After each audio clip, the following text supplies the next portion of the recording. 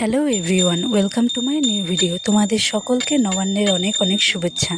তোমরা কেমন করে সবাই নবান্ন উদযাপন করেছো অবশ্যই আমাকে কমেন্ট করে জানিও।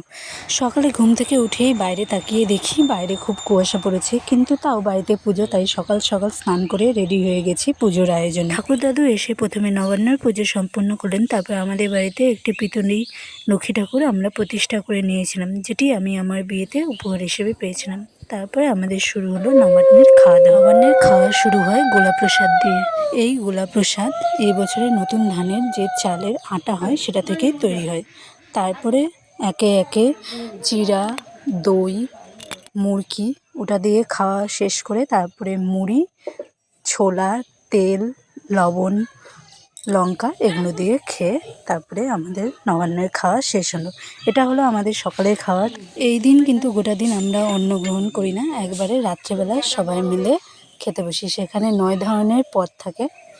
এরপরে আমরা কি করলাম সেটা নিয়ে অবশ্যই আর একটা ভিডিও দেব, তাই আমার ভিডিও পেতে অবশ্যই চ্যানেলটিকে লাইক, কমেন্ট এবং সাবস্ক্রাইব করে রাখবেন। টাটা।